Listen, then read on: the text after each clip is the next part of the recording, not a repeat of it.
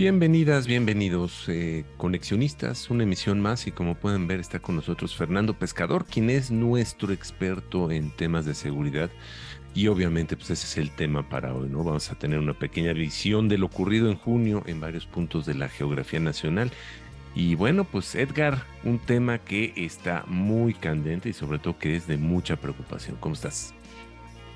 Hola, ¿qué tal amigos, amigas de Conexionistas? Gusto en conectar con ustedes de nuevo. Y Fernando hace algunos días nos llamó la atención con este análisis que estaba haciendo de la realidad política mexicana y decía, oigan, hay que hablar de estos temas.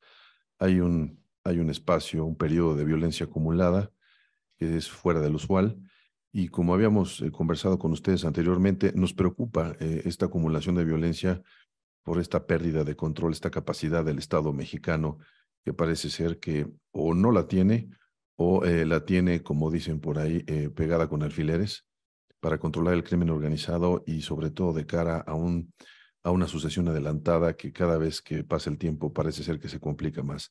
Fernando, muchas gracias por estar con nosotros. Gracias por avisar de este tema, por notarlo y por traerlo a la mesa. Y bueno, pues sin más preámbulo, Fernando, exactamente qué es lo que ves y qué es lo que te está preocupando. Claro que sí, gracias Edgar, gracias Armando. Un gusto como siempre colaborar aquí con Conexionistas. Pues en efecto, lo que ha sido el mes de junio, hemos visto pues una ola de violencia importante en toda la geografía del país. Si gustan, hacemos un breve recuento, iniciando con Baja California, en donde a principios del mes la presidenta municipal, Montserrat Caballero, tomó a su hijo menor y se fueron a vivir al cuartel del 28 Batallón de Infantería, tras una serie de amenazas por parte de grupos delincuenciales. No está claro qué cártel fue o qué. Lo que sí sabemos es que ahora la presidenta municipal de Tijuana, una de las ciudades más pobladas del país, despacha desde un cuartel militar. Esto en un contexto que pues sobre todo Tijuana, pues hay una lucha entre el cártel Jalisco Nueva Generación y una facción del cártel de Sinaloa, la del Mayo Zambada, bueno, y con grupos locales pues ahí en una dinámica fluida. De octubre de 2022 a mayo de 2023, tan solo en Tijuana se incautaron 1,700 armas, nada más en Tijuana. Entonces eso habla de pues el flujo de armas que se mantiene en niveles importantes. Luego nos vamos a Chiapas con esta noticia que pues sí retomaron los medios de comunicación nacionales, donde un comando armado secuestra a 16 funcionarios estatales. Estos funcionarios venían saliendo del penal de Pichucal con Chiapas y unos 2, 3 kilómetros en la carretera un comando armado los secuestra. Hay una serie de videos, los criminales, al parecer una célula de Jalisco Nueva Generación, le exige al gobernador la destitución de una serie de mandos policiales, porque acusa al subsecretario de Seguridad, al director de la Policía Fronteriza y al director de la Policía Estatal Preventiva de estar coludidos, al parecer, con el cártel de Sinaloa. Entonces, pues vemos eso en Chiapas. Entonces, de Baja California a Chiapas hay problemas. Y esto es importante en Chiapas porque ahí la dinámica delincuencial ha ido en escalada y ya hay reportes de al menos 3,000 desplazados, sobre todo indígenas de esa región, de los municipios de Comalapa, Mazapa de Madero, Amatenango de la Frontera y Motocintla, que esa ya es zona zapatista.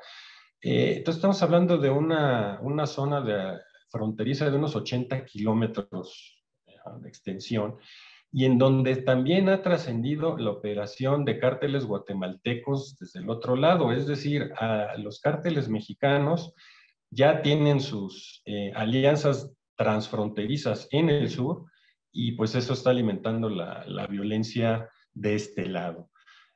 También está la situación en Guanajuato, que a principios de mes en Celaya hubo un coche bomba que hirió seriamente a 4 elementos de la Guardia Nacional Y pues parece apuntar que fue una celada porque se recibió en el 911 de la ciudad pues una denuncia anónima de que habían detectado un auto con cadáveres adentro. Van estos elementos de la Guardia Nacional y detona el coche. Entonces, esto ya raya en lo que serían ya actos terroristas. No es la primera vez que hay un coche bomba en estas situaciones. La otra vez fue en Chiapas, en Juárez, si mal no recuerdo, fue el 2009 o 2010. No es un modus operandi que, digamos, esté extendido, pero este tipo de cosas alimenta la narrativa, sobre todo en círculos de seguridad en Estados Unidos, para declarar organizaciones terroristas a los cárteles. Entonces, esto de Celaya es importante. También Guanajuato tiene una dinámica violenta importante, otra vez porque pues hay enfrentamiento entre el cártel Jalisco Nueva Generación, otras facciones de Sinaloa y grupos delincuenciales locales. Tenemos Guerrero, apenas ahora, el 24 de junio, asesinaron a toda una familia eh, que pues apoyaba a su hijo, que era un sicario, y pues gente de un grupo delincuencial rival lo secuestra, toma un video donde eh, pues los está entrevistando, donde dicen para quién trabajan y demás, y al día siguiente aparecen descabezados con cartulinas haciendo referencia a la presidenta municipal de Chilpancingo, a Norma Otilia Hernández Martínez. Entonces aquí, de nueva cuenta, pues tenemos a las autoridades locales, pues por lo menos en asedio de grupos criminales. Y también en Guerrero secuestraron y apareció muerto el dirigente municipal del Partido Verde en el municipio de Copala, un hombre de nombre Jesús González Ríos. Y pues aquí lo interesante es que Copala es un municipio chico, aislado, pero que está sobre la carretera Federal 200, que va de Salina Cruz a Acapulco. Entonces, pues parecería que esta zona o esta ruta, pues sería parte de estas rutas, pues que ya no es nada más narcotráfico, pues ya vemos que es de todo, migrantes, ilegales, en fin. No podemos dejar pasar Michoacán, el asesinato del líder de autodefensas, Hipólito Mora, en la comunidad de La Ruana, este es municipio de Buenavista, allá en Tierra Caliente, Michoacán. Pues una figura histórica que había encabezado las autodefensas precisamente en contra de grupos criminales, precisamente del cártel Jalisco también otra vez. Y bueno, desde 2021 en Michoacán hay un reacomodo criminal de los grupos criminales que está generando violencia y que pues no vemos que las autoridades ni locales ni federales pues puedan o quieran atender, ¿no? Y termino con Zacatecas, donde pues también hay una disputa fuerte, ahí también otra vez el cártel Jalisco Nueva Generación contra el cártel del Golfo, está también metido el cártel del Noreste, la línea que es el brazo armado del cártel de Juárez. En fin, aquí como podemos ver, hay problemas de seguridad serios. No vemos que las autoridades estén tomando este asunto, creemos que con la dimensión que deberían. Y nada más aquí para rematar, resulta que un reporte conjunto elaborado por la DEA y Europol, la Policía Europea, fechado en diciembre de 2022, ya reporta sobre el incremento de la presencia del cártel Jalisco y del cártel de Sinaloa como pues las organizaciones de trasiego de drogas hacia Europa. Entonces ya cuando hay un reporte de este tipo, pues significa que estas organizaciones delincuenciales mexicanas ya son transnacionales. Ya no es una cuestión de, bueno, son municipios de la sierra, no. Estamos hablando ya de organizaciones que tienen alcance global. Y esto añade precisamente a los desafíos al Estado mexicano. Y pues de parte de las autoridades trascendió que el día 29, 30 de junio estuvo en México el general Glenn de Van Herk, que él es el encargado del Comando Norte de las Fuerzas Armadas de Estados Unidos y vino a entrevistarse con el general secretario de la Defensa Nacional, con el general Luis Crescencio Sandoval. Y pues al corte no hay un comunicado oficial, solo hay un tuit de la cuenta oficial del Comando Norte, donde, bueno, agradece la anfitrionía de la Sedena, pero me quedo con una frase que dice el tuit, dice que la compatibilidad operacional militar se construye a través de relaciones duraderas y la combinación de oportunidades de entrenamiento. Entonces, pues como que es un mensaje aquí medio cifrado, como diciendo que pues, seguimos estando del mismo lado, quiero entenderlo así. No está claro aquí si el tema fue específicamente el narcotráfico, seguramente se tocó el tema, pero no hay que perder de vista que fue el general Van Herk, precisamente el que en marzo pasado, ante me parece que fue el Comité de Inteligencia del Senado de Estados Unidos, fue el que afirmó que la embajada rusa en México es la que tiene mayor cantidad de agentes de inteligencia militar rusa. Entonces, pues así es como está el mes de junio en México en temas de seguridad. Aquí quisiera yo llamar la atención a una obra que recomiendo ampliamente a todos nuestros escuchas, todos nuestros visitantes. Es el libro de Guillermo Trejo y Sandra Ley, Votos, Drogas y Violencia. Es un texto fundamental, precisamente porque se basa en datos. Y la hipótesis de estos autores, que puede ser debatida, pero que comparto aquí, es que en cuanto a las guerras de los cárteles en México, dice, los cárteles mexicanos entraron en guerra cuando perdieron el acceso a las redes informales de protección gubernamental a nivel subnacional en los años 90. Aquí me quedo con este concepto de redes informales de protección gubernamental, que es precisamente lo que estamos viendo, que pues independientemente del color del gobierno estatal o municipal que se trate, la dinámica delictiva pues sigue sin abatirse. Entonces, esto es importante porque lo que estos autores nos dan a entender es que, pues sí hay pactos entre informales, obviamente, inconfesables, dirían en la antigüedad priista, Seguro. precisamente entre grupos criminales o facciones de grupos criminales. ¿Verdad? Y eso pues hace que estemos en esta dinámica caótica de violencia desencadenada, en donde las autoridades, lo vimos con el gobierno de Chiapas, totalmente congelados. Tuvo que salir el presidente López Obrador para, pues a su manera cuestionable, abogar a favor de los retenidos y decirle a los criminales que se portaran bien. Entonces, así es como estamos. Y esto es importante porque pues, ya se viene 2024. Si bien hay una precampaña que no es precampaña de Morena y oposición, en este momento no sería digamos, la oportunidad, la coyuntura para negociar ningún tipo de red informal de protección, pero eso se tendría que ver ya el año que entra. Incluso aquí habría que poner atención en los nombramientos en el Estado de México que la gobernadora electa, Delfina Gómez, haga precisamente en las áreas de seguridad.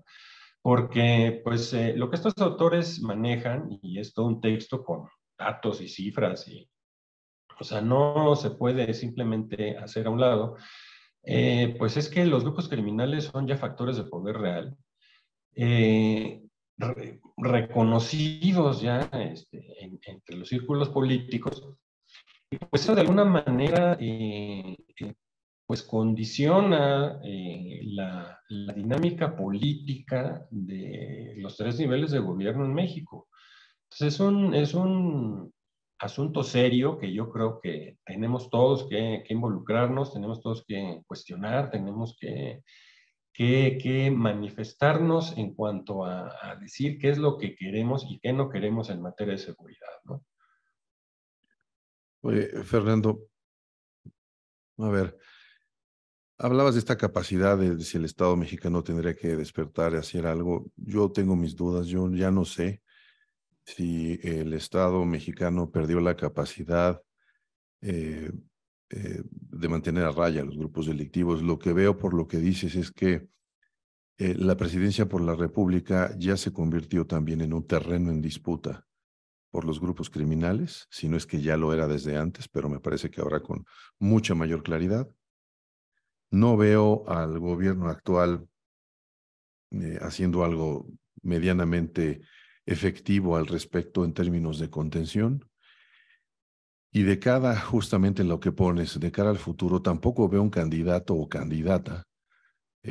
Olvídate que tenga el arrojo, porque me parece que estas cosas no son de tener un discurso elocuente y un discurso que convoque y que seduzca mayorías. Aquí me parece que se trata de tener experiencia, ¿no?, en el manejo, y lo voy a decir como lo siento y lo veo, y la gestión de los grupos criminales, porque yo ya no creo que esto se combata, a mí me parece que se gestiona.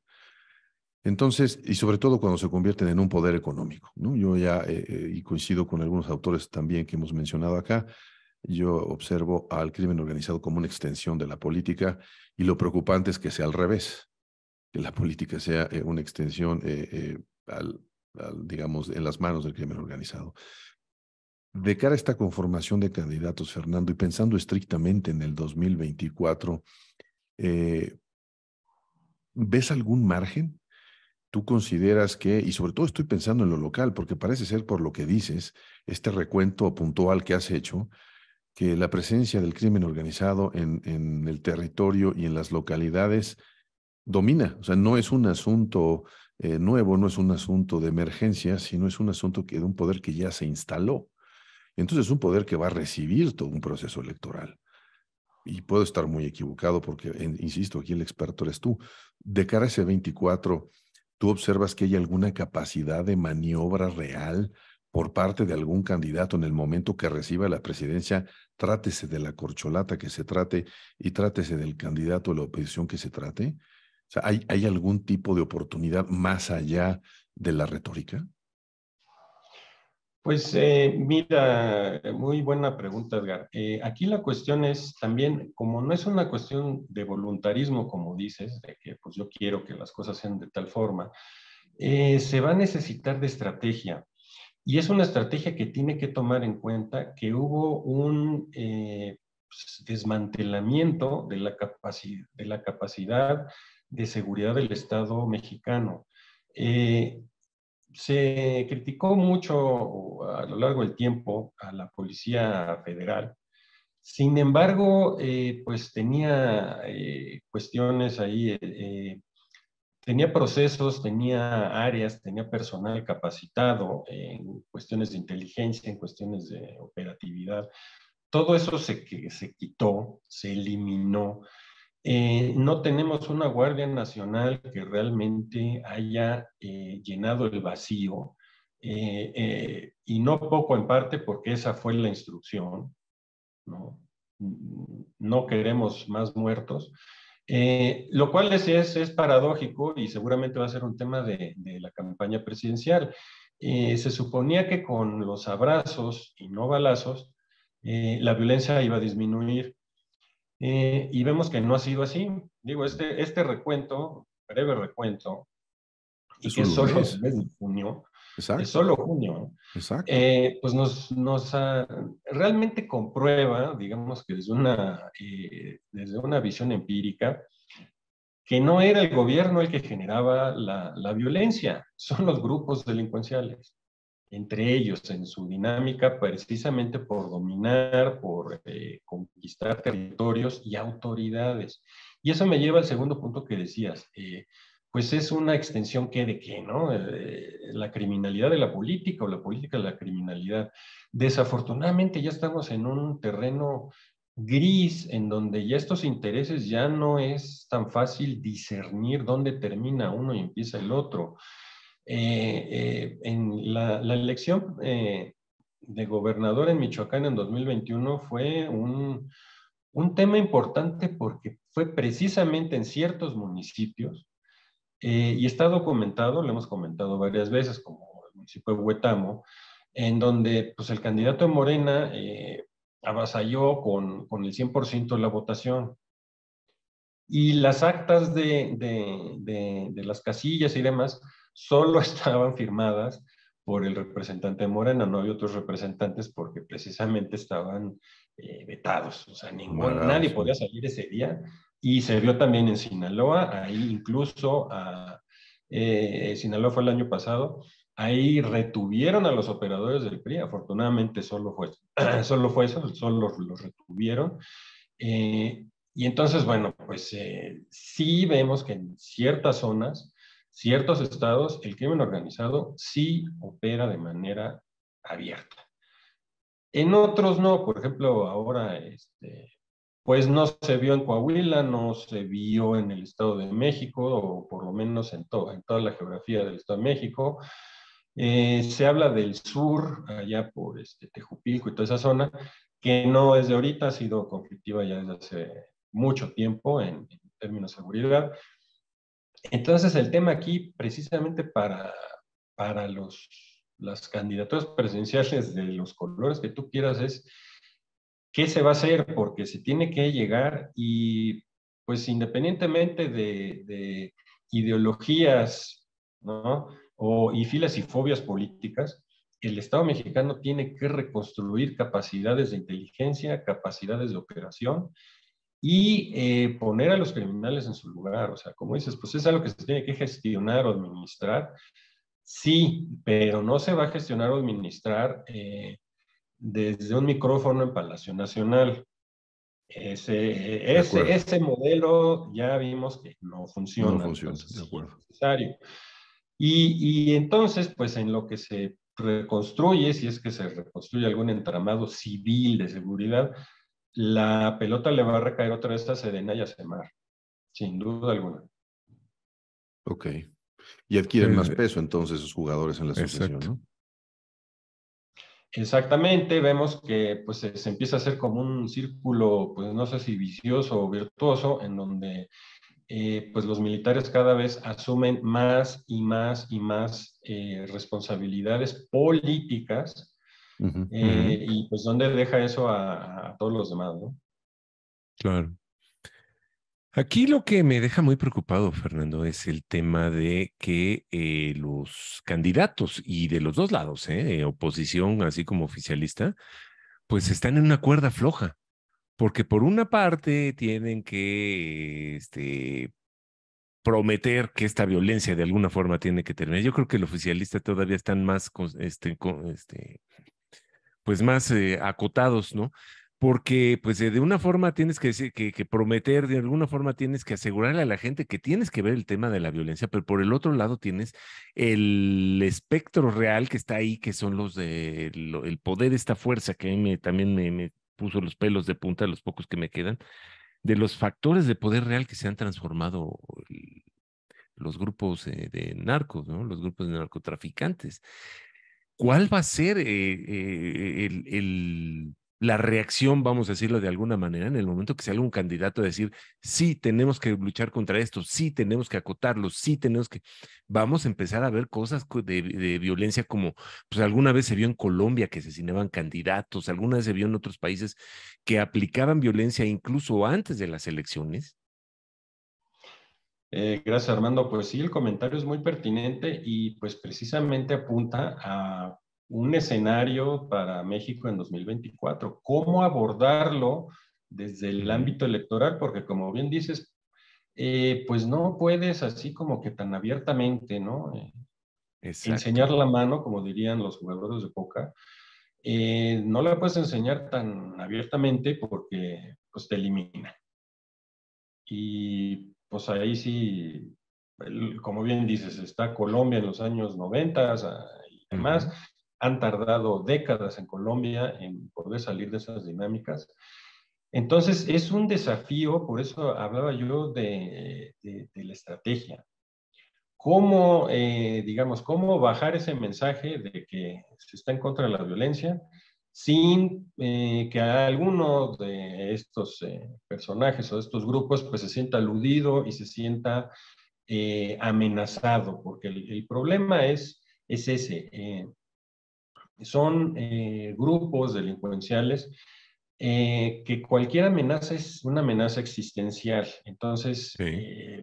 ¿cómo van a reaccionar? Entonces, no está fácil para ningún candidato. O sea, y como bien dices, el oficialismo tiene la carga de la prueba, porque eh, micrófonos a un lado, en 2024 van a ser 6 años de que han estado en el gobierno y la violencia no ha cesado. Entonces, esa ya es una carga real, fáctica, existe, no la puedes ignorar. Y pues ahí es un tema que también tienen que ver. Yo creo que lo más factible para el oficialismo pues es la estrategia del avestruz, metes la cabeza en la arena y bueno, pero eso no hace que el problema se vaya, no evita los acercamientos o los intentos de acercamiento precisamente para garantizarle a estos mismos grupos delincuenciales su sobrevivencia. Entonces, pues sí, está complicado el escenario en 2024.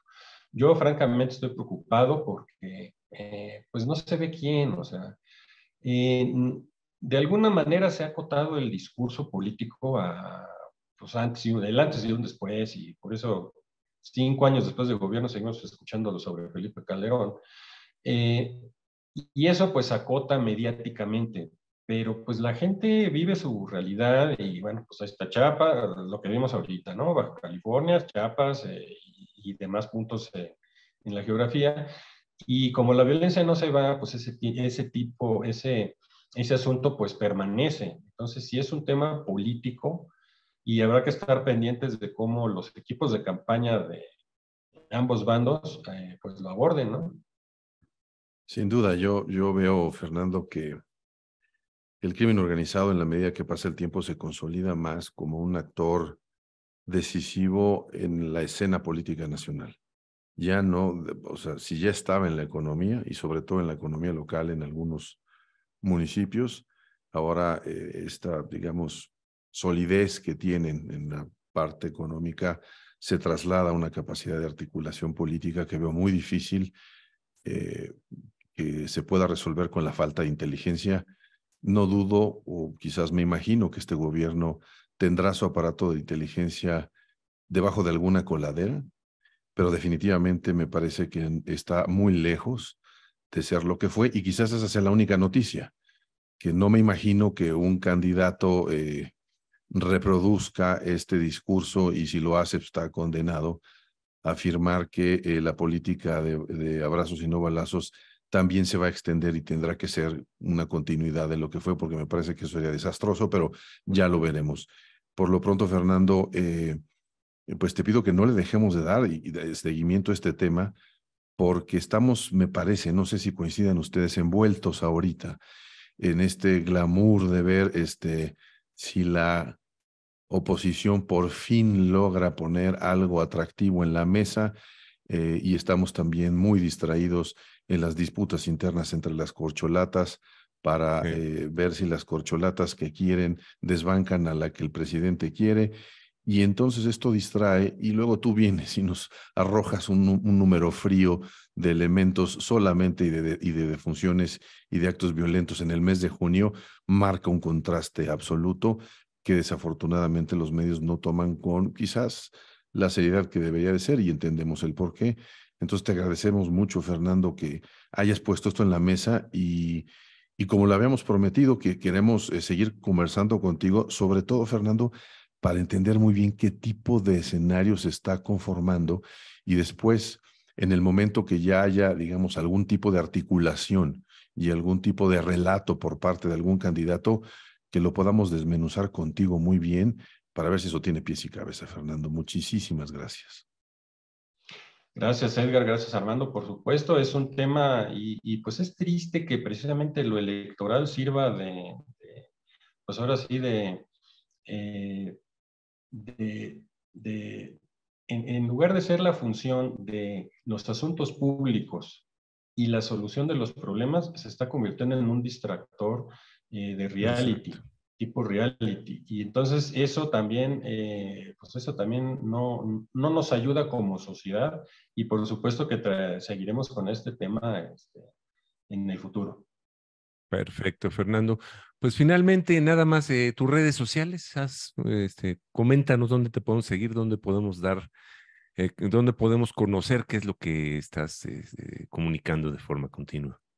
Claro que sí, Armando, en Twitter, @Guzmán Pescador o con mi nombre, Fernando Pescador Guzmán, para estos y otros contenidos. Perfecto, muchas gracias, Fernando. Y nosotros recuerden, en YouTube somos Conexionistas México, no se les olvide darle like a este video, también pongan el pulgar hacia arriba, no se les olvide seguirnos, suscríbanse. Y en Twitter y en Facebook somos Conexionistas MX. En Spotify nos encuentran simplemente como Conexionistas. La música es de Alejandro Saborita, ahí lo encuentran en YouTube. Y el diseño de Sofía Reynoso, ahí la encuentran en Facebook y en Twitter. Muchas gracias, nosotros somos Conexionistas.